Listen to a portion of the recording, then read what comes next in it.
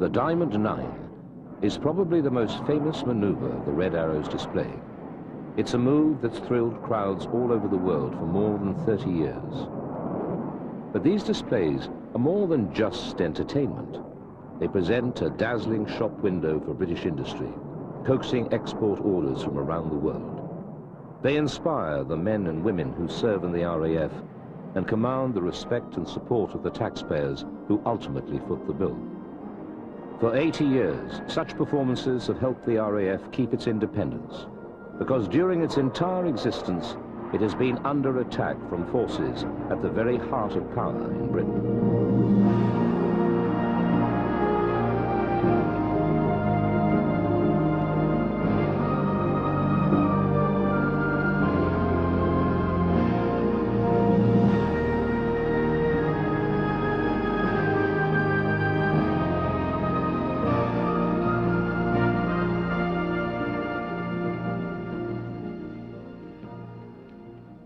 On the 11th of November 1918, the guns on the Western Front fell silent. The slaughter of World War I had finally come to an end.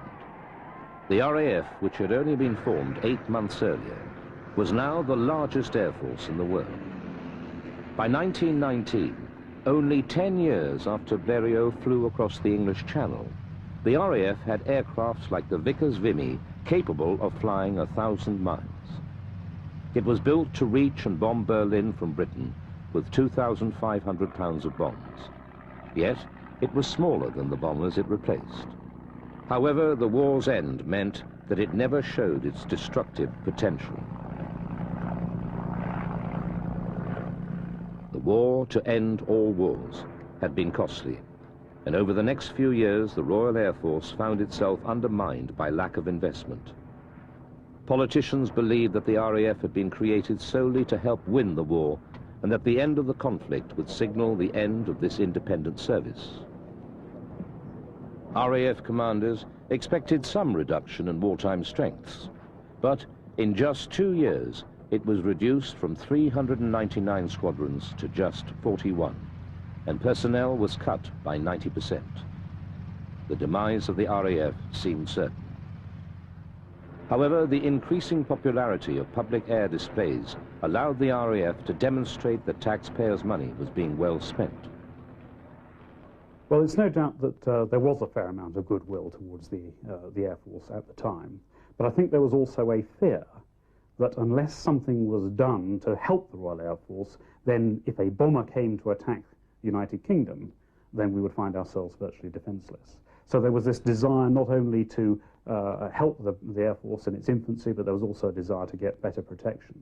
Because I think people at the time had come to the conclusion that the mire, the slaughter, the deaths of World War I, the futility, if you like, of trench warfare, meant that there must have been a better way of actually prosecuting a war. And from that, of course, the Royal Air Force had found its raison d'etre in the means by which it used bombers to go in and attack enemy countries. Airmen themselves were still knights of the air, basking in the glory of the aces of the RFC. Flying aircraft covered in bright silver dope, they dazzled the crowds who gathered to watch. In the face of government antipathy, RAF Supremo Air Marshal Sir Hugh Trenchard quickly realized the value of this publicity, and he encouraged squadrons to form their own display teams. Each year, a different squadron was nominated as the official RAF team. The first Hendon Air display took place in 1920, in front of more than 60,000 people who came to watch formation flying and aerobatic feats performed in the very same aircraft that had helped win the war. The Hendon Air Show quickly became established as part of the summer social season, which meant there were many in the crowd who were not without influence. For the RAF, formation flying was a great way to perfect pilot skills, as it meant that pilots had to practice it regularly. Many of the maneuvers were based on air-to-air combat techniques developed during the First World War. Thus it was believed that the ability to fly in unison and harmony would pay immense dividends if war ever returned.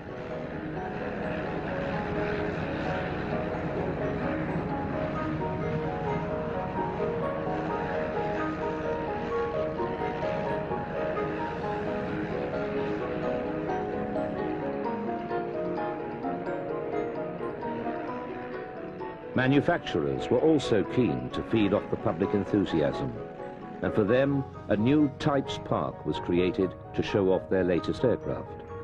The people adored it all. The public was also greatly impressed by some of the record-breaking flights that were now being attempted in aircraft types flown by the RAF. Flying to some extent was in its infancy. We had the largest empire in the world, with South Africa, New Zealand and Australia and all these places spread around. And I think there was great anxiety to get the lines of communication as quick and as short as we could. And I think anyone that could get to, shall we say, Australia, Sydney, or get to Cape Town in a record time was worthy of acclaim. And then, of course, also the mystique that was attached to aircraft by the people that didn't fly. It was something that was so new and so, you know, exciting and so romantic. The publicity generated by the success of such adventures was invaluable in establishing the importance of aviation, and, by association, that of the RAF itself. In June 1919, two former RAF aircrew, John Alcock and Arthur Whitton Brown, flying a Vimy, achieved what had seemed to be impossible. They bridged the Atlantic by air. Then, in November of that year, two brothers, Ross and Keith Smith, took off in a Vimy from Hounslow near London at the start of the longest flight the world had ever seen.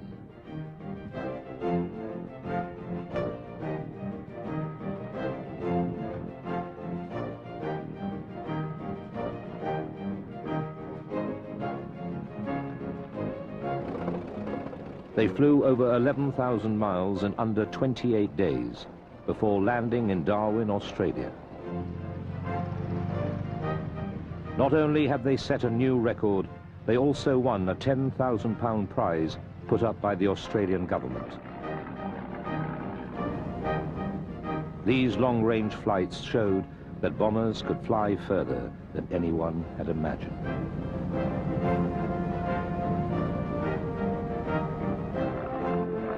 This Vimy was built to recreate the Ross's epic flight.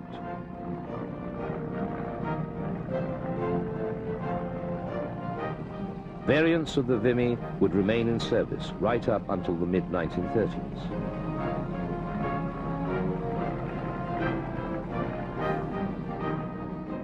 To be the best, or the fastest, or the highest, has always been the goal of pilots and manufacturers alike.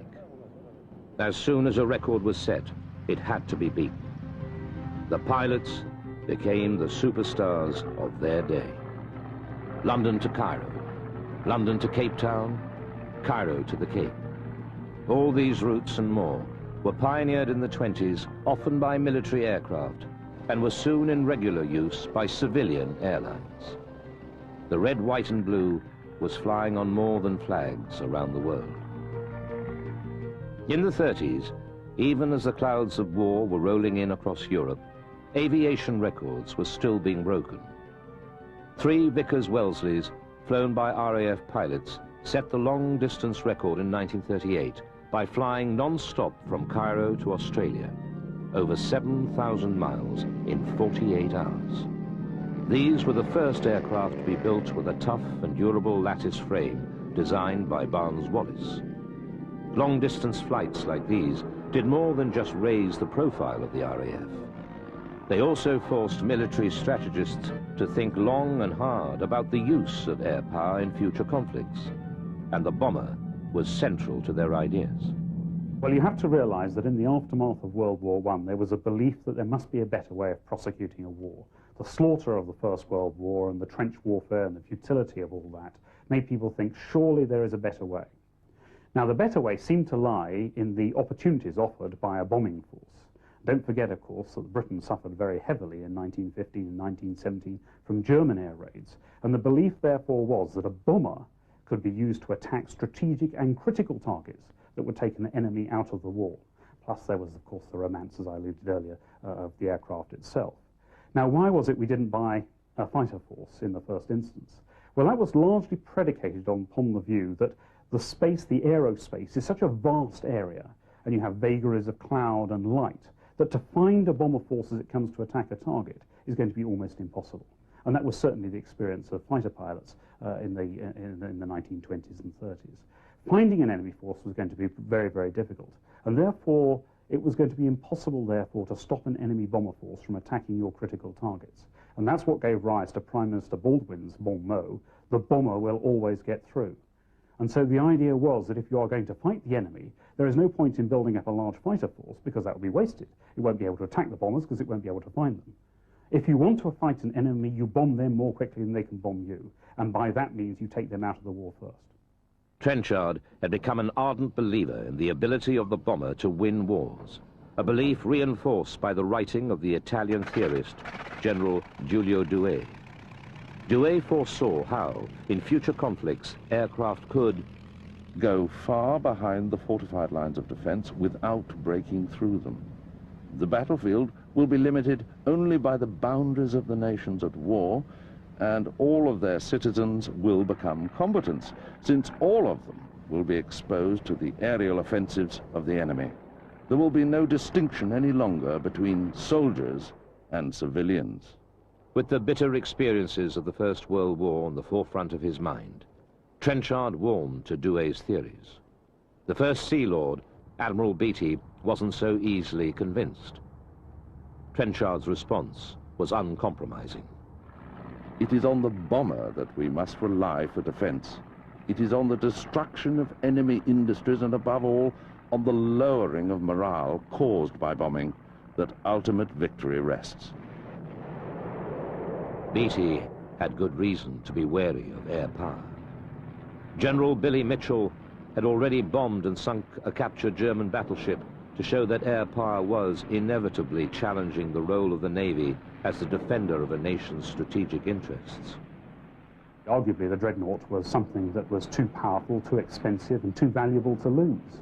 And indeed, when the aircraft started to be used to attack ships for the first time, as was demonstrated by the Americans in the attacks on the Ostfriesland, it became clear that the heavy battleships' days were numbered, because an aircraft now could sink a ship, which of course was unthinkable in the times before aircraft arrived. Trenchard's faith in the bomber was to be upheld by his successors into the 30s. So much so that the RAF's light bomber of the mid-30s, the Hawker Hind, actually flew faster than the fighters of the day. But of course, aircraft were only part of the story. As Trenchard knew only too well, an air force needs highly skilled people to run it. In creating its own training systems, the RAF inevitably developed its own traditions and infrastructure as an independent air service. Trenchard correctly surmised that the more strongly it became established, the harder it would be to disband. Cranwell, originally a training base for the Royal Naval Air Service, became the site for a new RAF cadet college. School leavers, university graduates, and junior officers transferred from the other services were taught both academic and practical subjects, plus an element of basic flying training. Halton Park was where engineering apprentices were trained.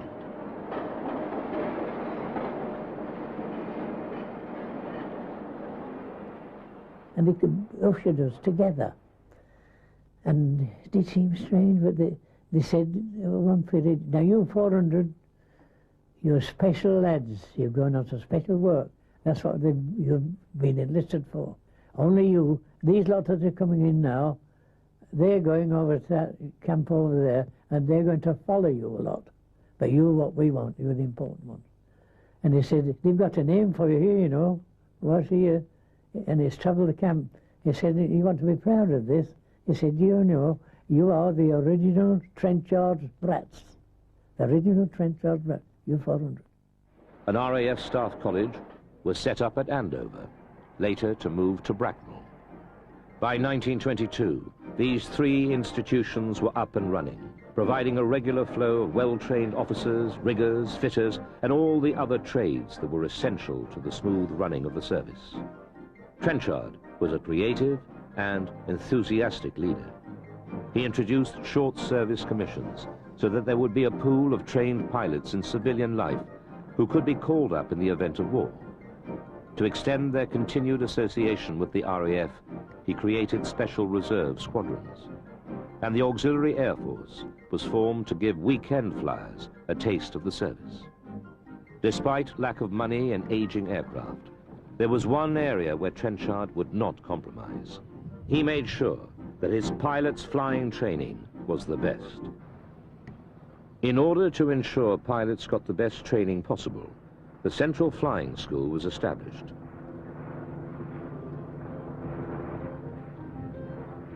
Much of their training was on the Avro 504, which was commissioned by the Admiralty and first flew in 1913. Many variants were then produced, which meant that the 504 saw service as a reconnaissance and light bomber plane, as well as being used for home defense during the First World War. This 504K version entered service in 1917 as a basic flight trainer. Its mild flying manners made it the ideal trainer, giving many pilots their first taste of flight. It was fitted with dual controls, and trainees were given 30 hours of instruction before moving on to more advanced aircraft.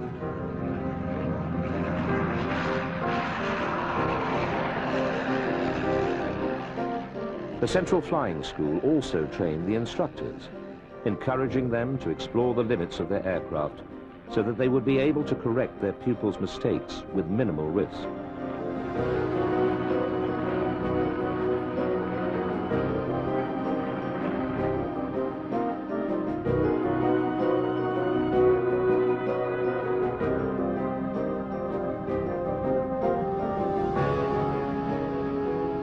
The longevity of the 504 was due in part to a specially designed engine mounting, which enabled it to carry any rotary engine in production at the time.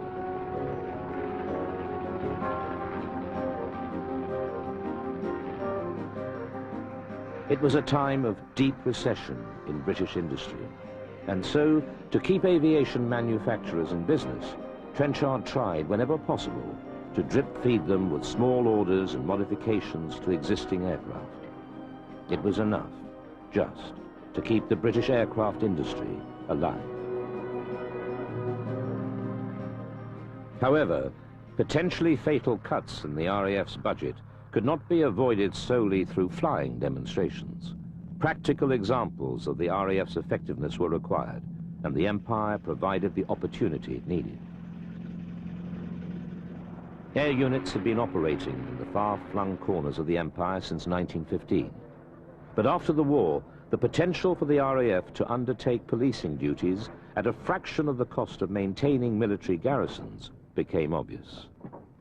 Well, the cost of the Royal Air Force was, of course, one of the things that was going to be scrutinized very, very heavily in the aftermath of World War I, particularly when the Army, of course, had great policing responsibilities in India. There was a certain measure of unrest bubbling up in India during this period, and it was going to be clear that the Air Force had to compete for its resources.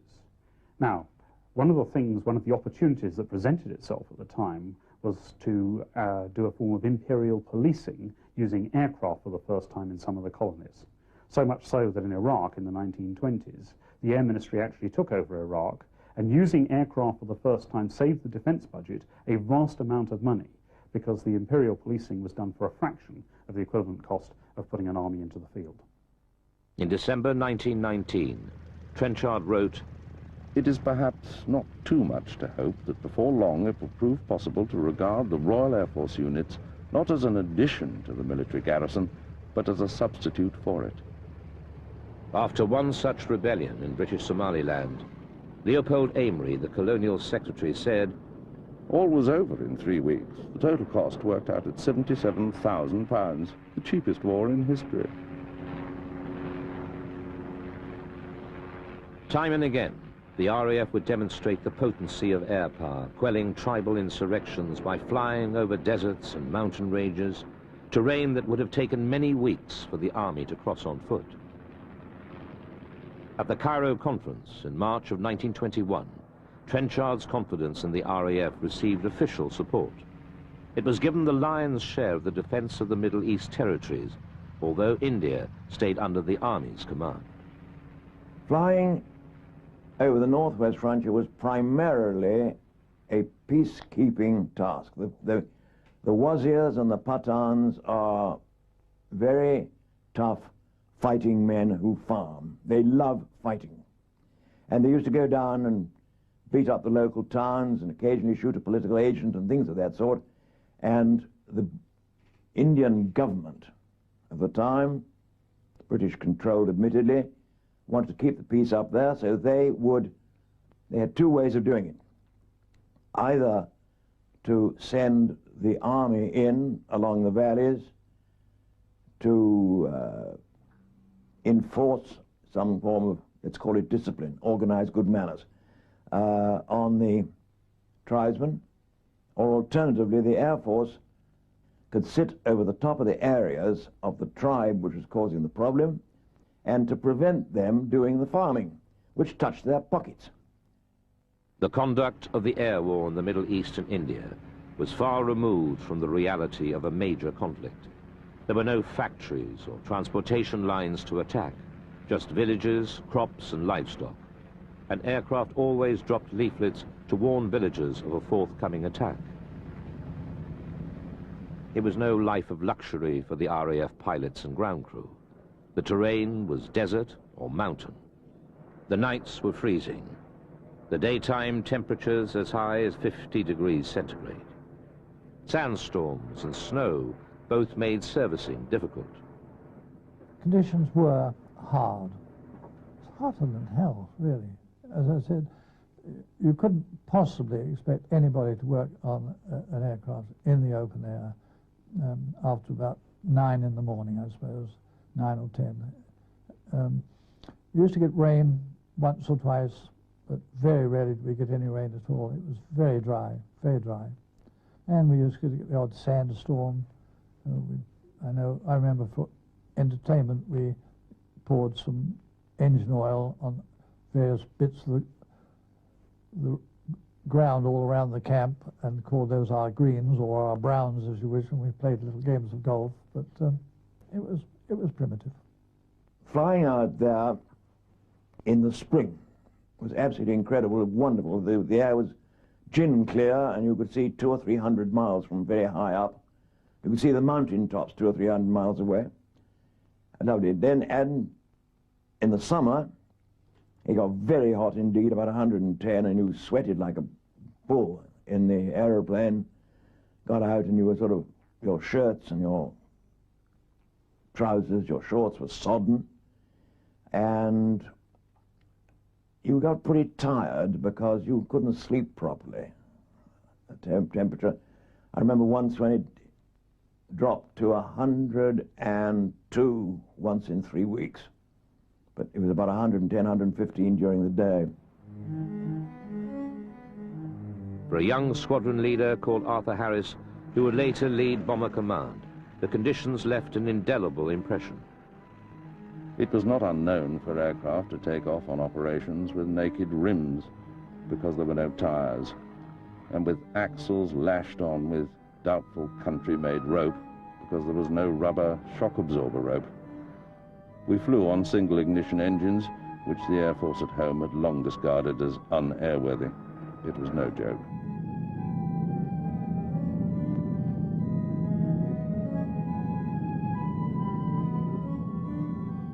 Finally, in the late 20s, units started to receive replacements for their worn-out aircraft.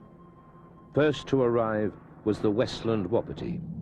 Using many of the components of the DH-9, the Wapiti soon became one of the most ubiquitous aircraft flown by the RAF in the interwar period. Stable and strong, the Wapiti had an all-round better performance than the aircraft it was replacing. Marvellous aircraft, really was. I mean, we used to bash it around quite a bit, really, and no, I think the Wapiti was first-class aircraft, certainly for the role in which it was employed. The next to arrive was the Hawker Hart, the first of a long line of graceful Hawker aircraft that would encompass almost every role required of the RAF. Designed by Sidney Camm, the Hart was a day bomber that was even faster than the RAF's own fighters.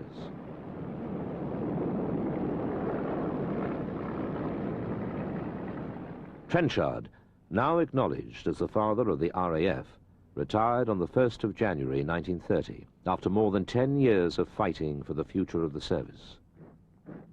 He had fought his battles in government and in the furthest reaches of the Empire, and he had won. He had created an ethos for his service, and now it was at the forefront of military thinking for the future. Although the need for the RAF to police the Empire guaranteed its survival, the limitations of this role had not demanded advanced technology. We were very happy flying out there because it was interesting, and you felt you were doing something useful, and we were the only people doing anything useful anywhere in the Air Force. Productive, really useful work for the world at large. So we didn't really worry about whether we were getting better aircraft. We didn't need better aircraft. Better aircraft wouldn't do the job any better. The Hind was the last of the great line of Hawker biplanes. Beautiful to look at, as had been its predecessors, the Hart, Fury, Demon, and Audax. The Hind achieved the distinction of being the most prolific peacetime aircraft ever used by the RAF.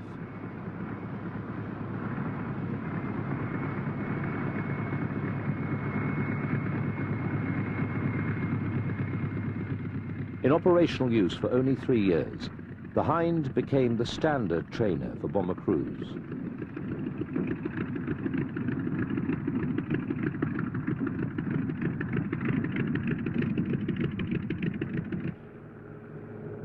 As late as 1937, the Gloucester Gladiator entered service as a fighter.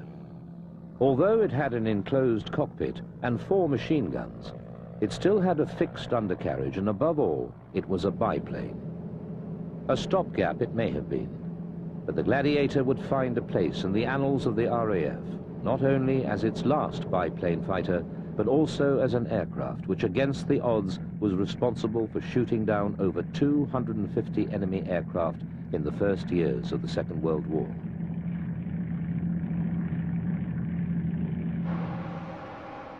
In spite of a lack of orders from the RAF, one particular designer was pushing the boundaries of airspeed through the development of an aircraft intended not to win wars, but to win an air race. Air racing had become big box office, and international competitions offered impressive prizes and the possibilities of commercial success. The most coveted award was the Schneider Trophy. 3 victories in succession won the trophy outright. I was really very young. I was 6 years old, and it was a long way from home. Home was in Devonshire, and we came up to Gosport in our open tourer. It was a totally different world in those days. I wasn't quite sure what we were going to see. So until I got there, I wasn't quite sure what I was going to see, but I was happy to see that we were camped out on Southsea Beach, near the pier, South Parade Pier. But not only my family. There were thousands of people there. The beach was black with people who had come from all over southern England to see this event. It was a beautiful day, I remember. And of course, there was a tremendous air of festivity. There were Punch and Judy shows. There were all sorts of things, ice cream men and so on. So it was a great gala day, and we still didn't know what we were going to see. Just off the end of South Parade Pier was a destroyer of the Royal Navy, and it had a pylon of black and white on it, and it was one of the turning points. And in the days long before public address systems, the thing I remember was how the news of the aircraft's takeoff, some distance away, came along the beach like they call it a Mexican wave, or exactly like that. It just came along mouth to mouth. They're off, you know, that sort of thing. And before long, these incredible aircraft snarled around this beacon opposite us, this turning point. And really, I shall never forget the day. Supermarine was a small manufacturer of seaplanes based near Southampton. In 1922, the company entered the Sea Lion II and won the race, achieving a speed of over 120 miles per hour. In 1927, Supermarine entered a new monoplane design, the first of the S-series seaplanes from the work of their chief designer R.J. Mitchell. Britain won that year and again in 1929. In 1931, the team flying the S-6B was successful for a third time in a row. On the same day, another S-6B set the absolute speed record of just over 379 miles per hour. RAF commanders were shattered to realize that a privately built aircraft could fly 170 miles per hour faster than a Hawker Fury, their latest and fastest operational aircraft. The Schneider Trophy success inspired Mitchell to enter a design for an Air Ministry specification for a new monoplane fighter. The official prejudice that had reigned against small, high-performance monoplanes had been crushed by Supermarine's success. It was not a moment too soon. By 1934, it was slowly dawning on the government that something needed to be done about air defenses. As Winston Churchill put it, "We are vulnerable as we've never been before. This cursed, hellish invention and development of war from the air has revolutionized our position. We're not the same kind of country we used to be when we were an island only 20 years ago." This was not overstating the case. In the early years of the century, the position of the Royal Navy was unassailable. It had been instrumental in building and preserving the British Empire. Yet now the country was at risk from attack from the air. In fact, all the fighting services were seriously underfunded and under-equipped. The reason for this went back to 1919, when the Treasury had instituted the 10-year rule. This restricted expenditure on military matters for 10 years on the assumption that it would take at least 10 years for an aggressor to build up sufficient forces to be a threat. There would therefore be plenty of time to re-equip. Unfortunately, this optimistic rule was extended year by year until by 1932, obsolete biplane designs like this Handley Page Hayford bomber with open cockpits and fixed undercarriages was still providing the backbone of the RAF. Sir John Salmond had taken over from Hugh Trenchard as Chief of Air Staff in 1930. It was a time of great economic depression. There were calls for disarmament and even suggestions that bombing should be banned altogether. What's more, the great proportion of Salmond's squadrons was stationed overseas, leaving him little or no scope for the improvement of British air defenses. Events unfolding in Europe finally made this vulnerability apparent. By the mid-30s, both Germany and Italy had turned to fascism under the dictatorships of Hitler and Mussolini. Ominously, Nazi Germany began rebuilding her armed forces in flagrant breach of the Versailles Treaty. Europe was moving towards war.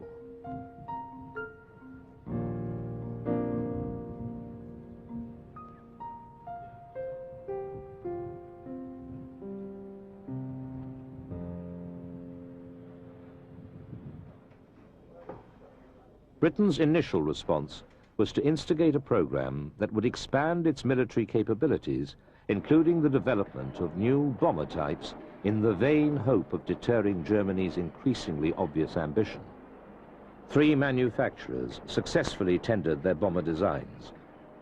Armstrong Whitworth were to produce the Whitley, Handley Page, the Hampden, but the best known and the aircraft that was to give the longest service of the 3 was the Vickers Wellington.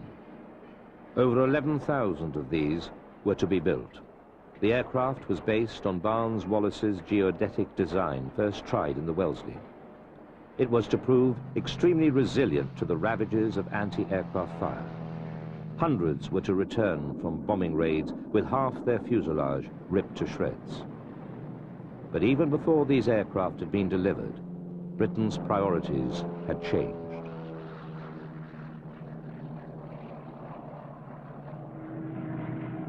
Throughout the 1930s, Hitler bullied his way across Europe.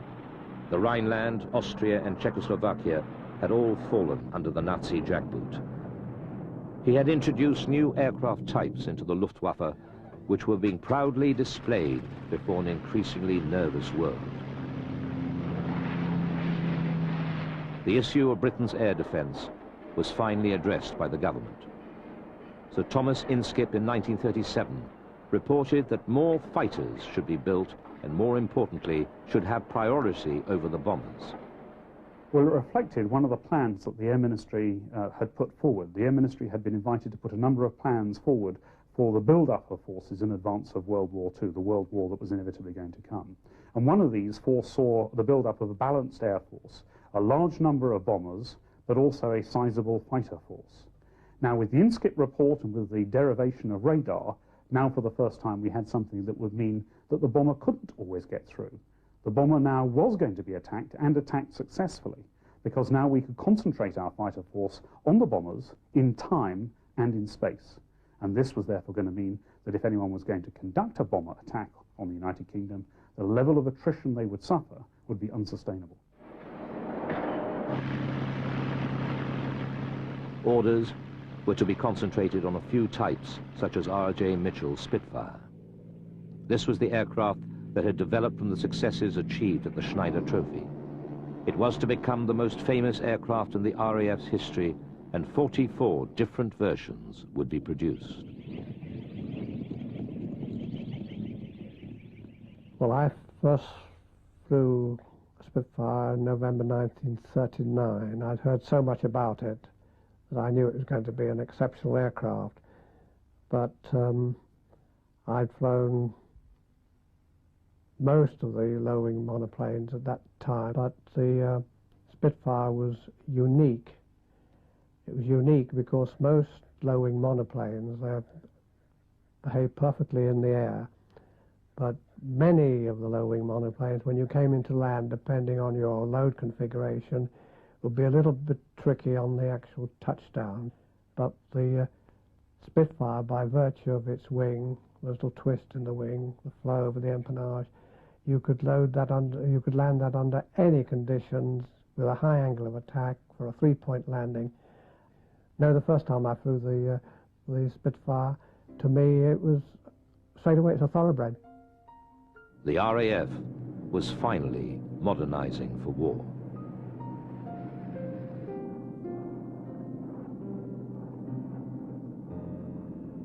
There were dangers in rearming too quickly, and one can look at what the Italians did in the early 30s.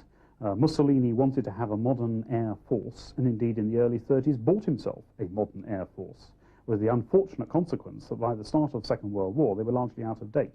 So timing was everything. One needed to develop the right sort of aircraft to be at the point when the war started, we had the most modern systems available to us. Now, in that sense, we probably got it right.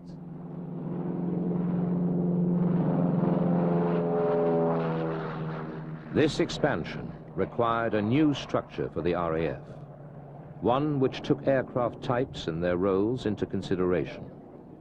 Therefore, bomber, fighter, and coastal commands were created. A new training command was also set up to cope with the huge influx of new recruits.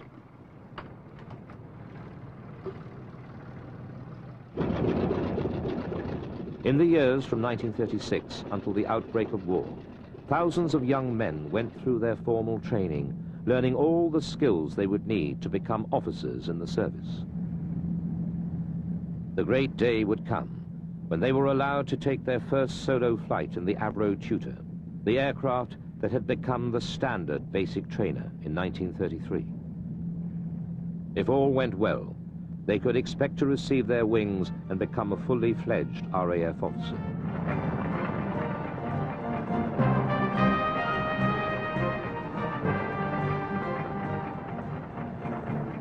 All right now, you've got solo. Good luck. Solo? Did he really say solo? This is the acid test of his training, confidence, his courage. He's on his own at last.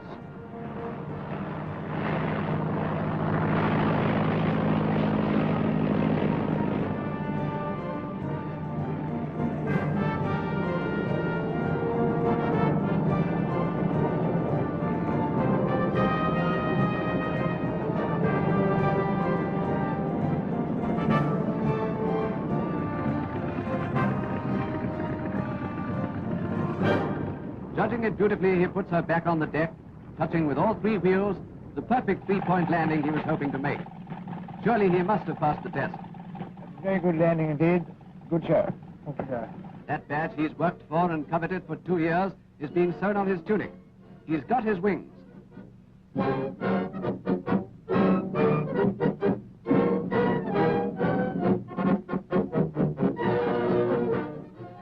Yes, and not a bad-looking chap either.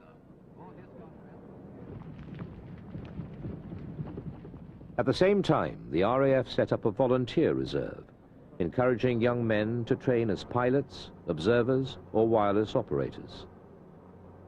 Such was the success of the scheme that when the war finally came, more than 10,000 reservists were ready and raring to go.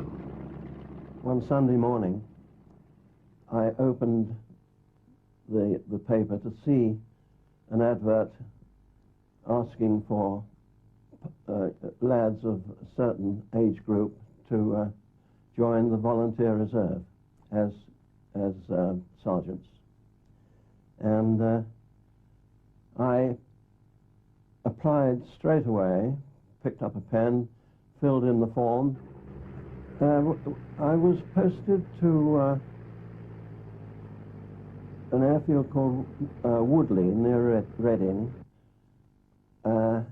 and we would be able to fly there 2 evenings a week and 2 weeks a year. And the aircraft that I was trained on was the Tiger Moth. I managed to assemble about 200 hours before we received some Hawker Harts. And I was horrified by the size of the Hawker Hart compared with the Tiger Moth, and thought I would never be able to fly that. But my experience since then has been that one adjusts very quickly to size when where aircraft are concerned. This huge aeroplane, the Hawker Hart, I realized after a while when I was flying Boeing 707s that I could have stood one of the Harts on each side of the tailplane, which gives you some idea of the scale.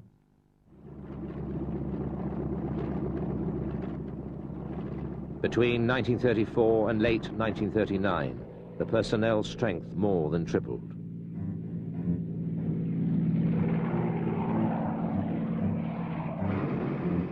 The number of operational aircraft quadrupled to over 3,200, and the number of airfields rose from 52 to 89.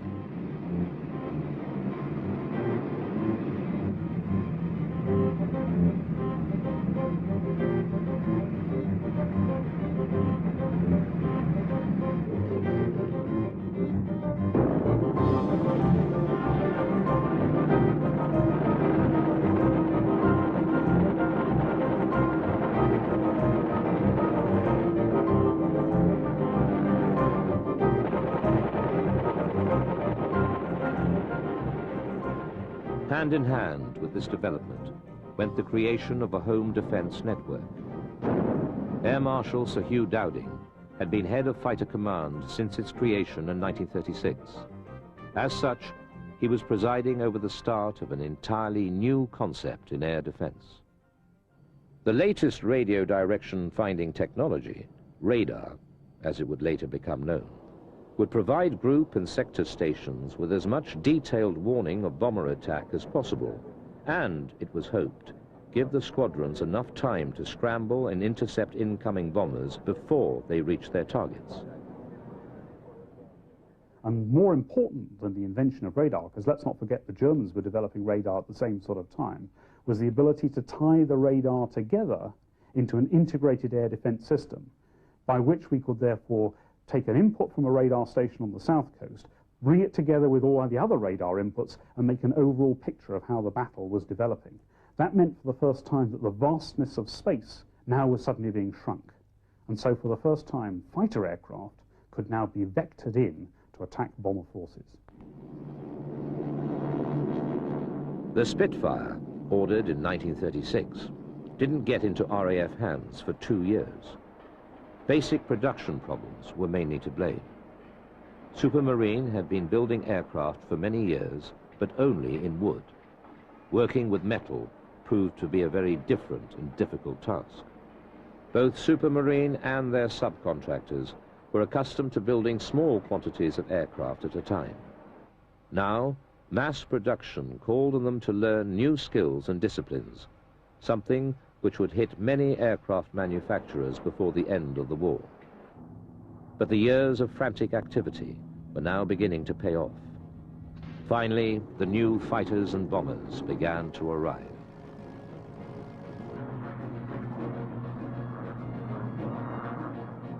By the outbreak of war, a total of 9 squadrons were equipped with Spitfires. The Hurricane had arrived the previous year and made up a further 15 squadrons.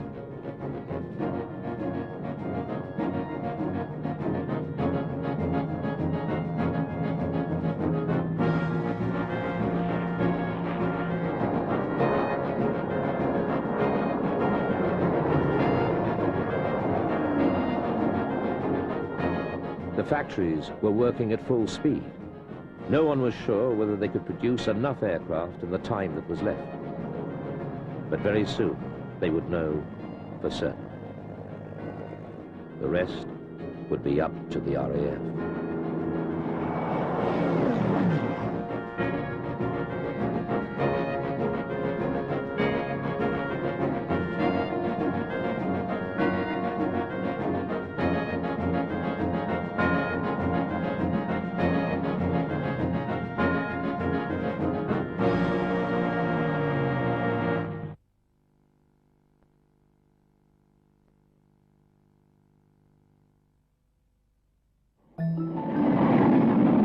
The Blackburn Buccaneer was a rugged twin-engine strike aircraft that entered service with the RAF in 1969. It was originally designed for the Royal Navy, but following the cancellation of both the TSR-2 and F-111 orders, both ex-Navy and new Buccaneers were bought for the RAF. Especially built to withstand tremendous stresses, the Buccaneer operated at ultra-low level at high subsonic speeds and carrying a variety of weapons from missiles and cluster bombs to tactical nuclear bombs. These impressive aircraft were still in service 22 years later, when they were called on to provide laser designation for both the Tornadoes and their own laser-guided bombs.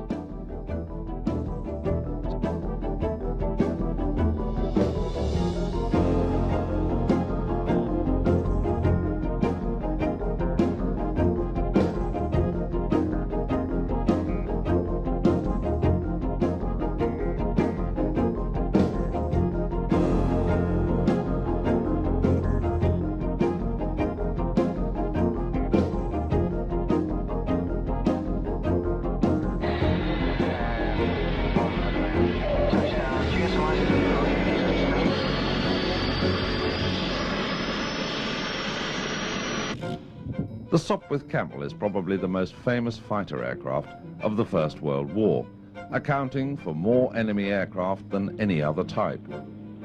Although a tricky aircraft to fly, the Camel proved to be a great dogfighter, fast, maneuverable, and packing a punch with its synchronized twin Vickers machine guns. From 1917 to the end of the war, over 5,500 Camels were built for the RFC and RNAS by 11 different manufacturers using a variety of French engines. Unlike its companion, the Bristol fighter, the Camel only remained in service until 1920.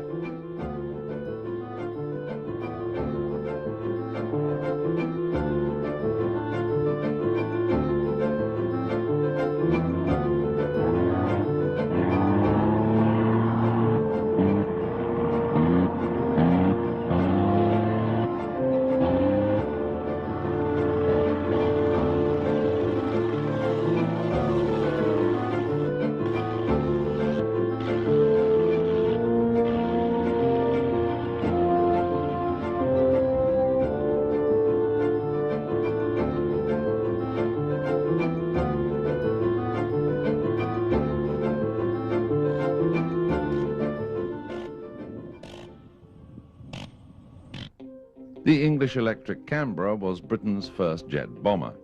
The Korean War had provided the impetus needed to persuade the British government to accelerate the building of new aircraft, and the Canberra was one of the types given super priority. For more than 20 years, Canberras gave sterling service in many roles for the RAF. Not least of these was as Britain's sole bomber representative among the NATO forces in Germany until the introduction of the V-Force. Designed initially as conventional bombers, Canberras were later adapted to carry a 5,000-pound nuclear weapon, a fact that was kept secret for many years.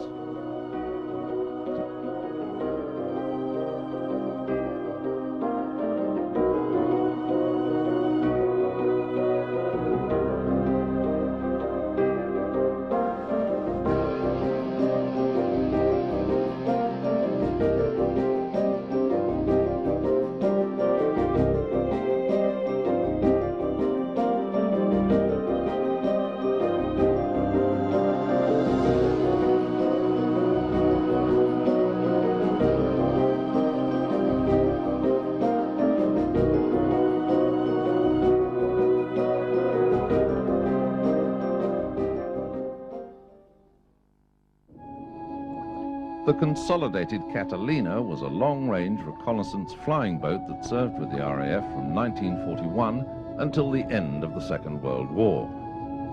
Early in the war, it had quickly become apparent that Coastal Command was drastically short of long-range protection for convoys coming across the Atlantic from North America.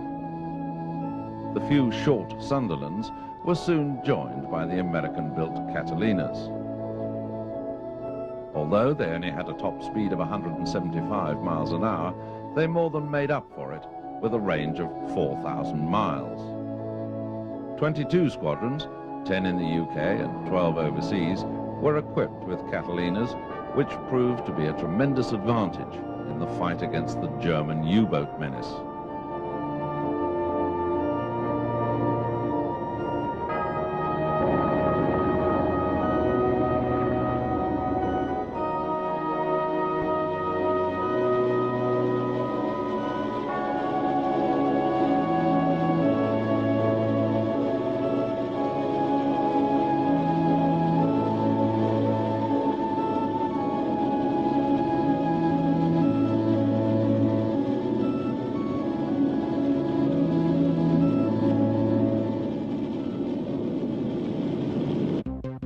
Along with its predecessor, the Tiger Moth, the de Havilland Chipmunk is possibly the most famous trainer in the history of the Royal Air Force. Chipmunks have trained thousands of pilots during more than 40 years in service and have equipped virtually every university, volunteer reserve and regular training school in the RAF. Although gradually replaced from 1973, there were still 70 out of the original 740 Chipmunks in service in the 1990s, teaching cadets from the ATC.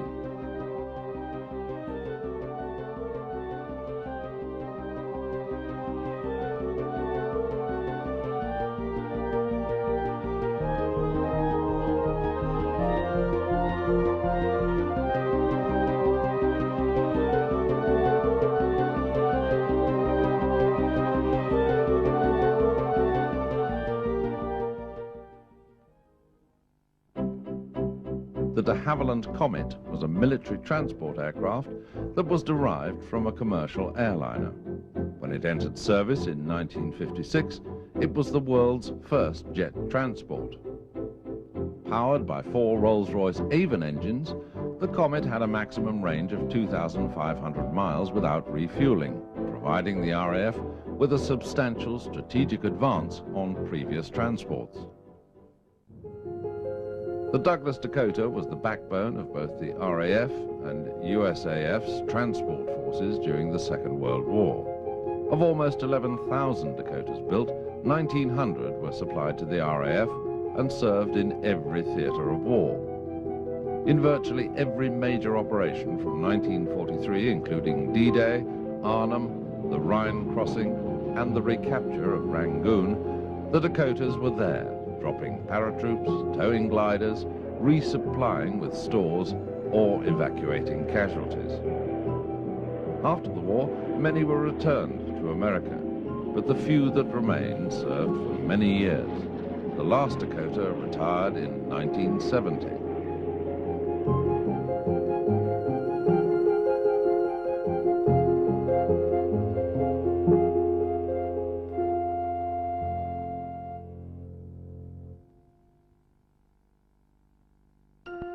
The Boulton-Paul Defiant was designed as a two-seat fighter, a strange choice at a time when single-seat types were being built in their thousands. But as an interceptor with only an ability to fire from the rear turret, the Defiant proved a complete failure. By August 1940, they'd been withdrawn from daytime use, gaining a better reputation as night fighters.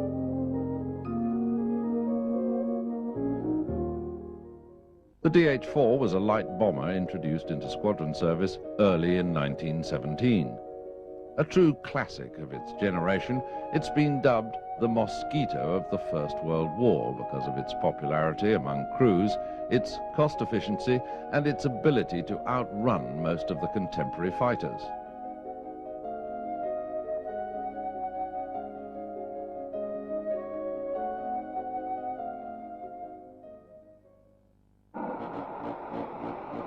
The Eurofighter is the aircraft that will take the RAF well into the 21st century. It's a multi-role aircraft built by a consortium of British, German, Italian and Spanish companies, and it's expected to enter service with the RAF about 2002. The Eurofighter has been developed first and foremost as an air superiority fighter, but can also be used in the ground attack role.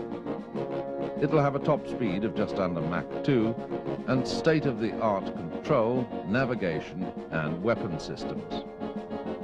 It's hoped that this highly advanced aircraft will provide a platform for further technological improvements during its service life, including the addition of thrust vectoring, so impressive on the modern Russian fighters.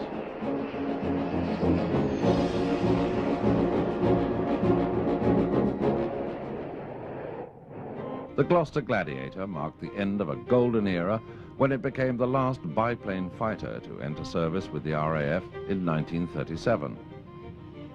As the ultimate biplane design, the Gladiator had a top speed of 257 miles an hour, a service ceiling of 33,500 feet, and 4 Browning machine guns capable of firing 2,000 rounds.